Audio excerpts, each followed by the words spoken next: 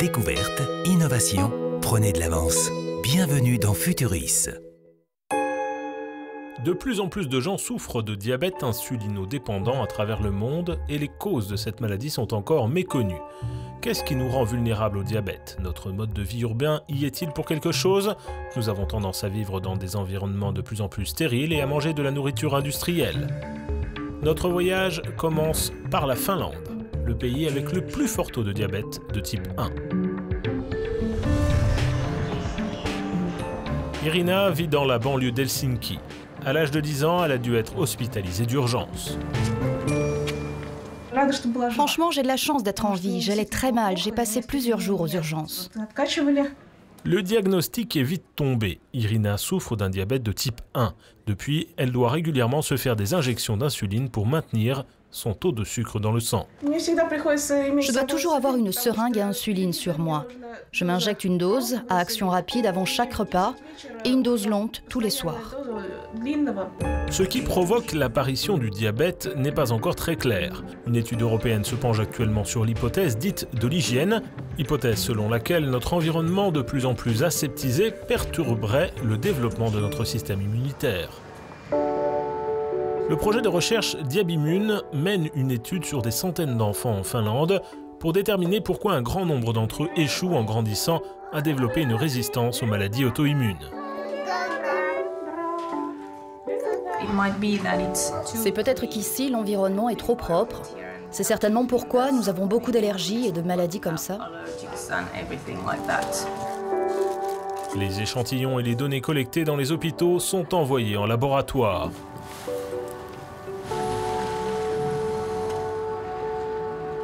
Ici, au centre de recherche Biomedicum Helsinki, les analyses sont menées par Michael Knip, professeur en pédiatrie. Ici, nous avons des échantillons de sérum, de sel, de prélèvements effectués dans le nez. Ici, un échantillon du lait que consomme l'enfant. Ici même un échantillon de la poussière de la chambre à coucher de l'enfant.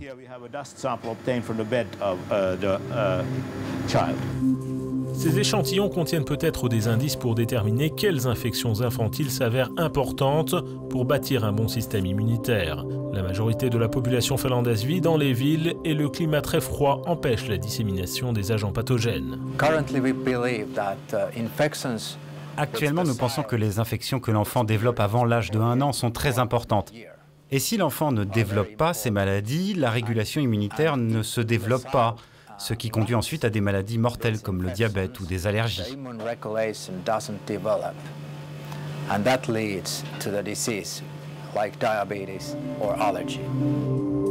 Pour tester cette hypothèse, l'étude couvre également les voisins estoniens et russes, où le taux de diabète est 6 fois inférieur à celui de la Finlande et où le cadre de vie est aussi très différent.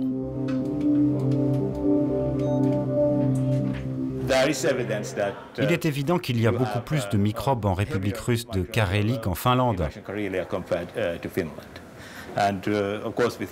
Et nous pensons que cela s'inscrit dans la théorie de l'hygiène, car en étant exposé à plus de microbes dès votre naissance, vous connaissez moins de maladies auto-immunes et d'allergies.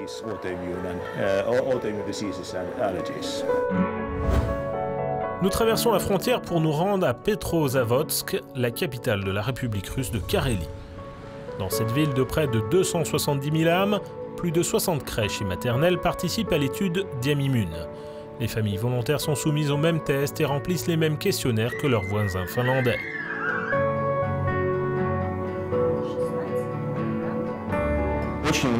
Il y a beaucoup de questions sur l'alimentation et le style de vie, pas seulement de l'enfant, mais de toute la famille.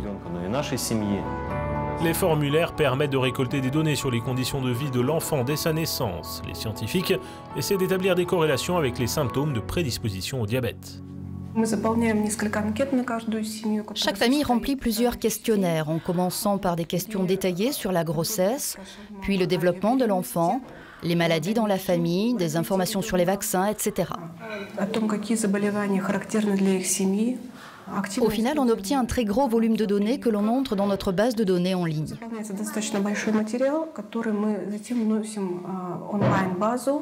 L'étude qui va se poursuivre au moins jusqu'en 2013 devrait permettre de découvrir les facteurs microbiens qui provoquent ou préviennent du diabète.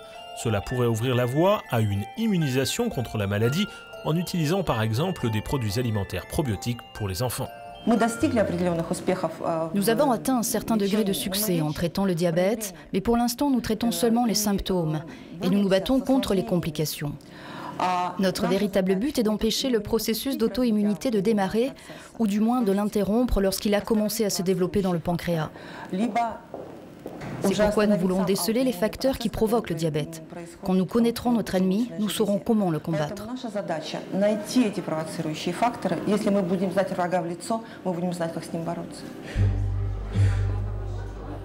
Actuellement, des dizaines de milliers d'échantillons prélevés sur les enfants caréliens sont stockés à Petrozavodsk. Les chercheurs attendent que la législation russe change pour permettre l'export de matériel biologique pour études vers l'Europe.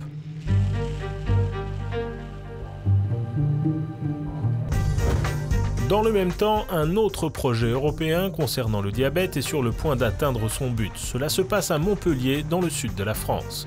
Un nouveau système high-tech, qui a déjà passé les essais cliniques, permet de surveiller le taux de glucose dans le sang des patients diabétiques et de les avertir en cas de problème.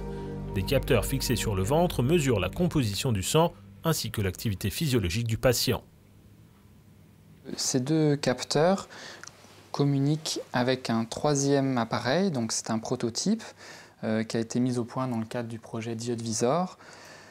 C'est un appareil qui, à partir de ces informations-là, va prédire la glycémie, c'est-à-dire il va prédire ce qui va se passer dans les 2 prochaines heures.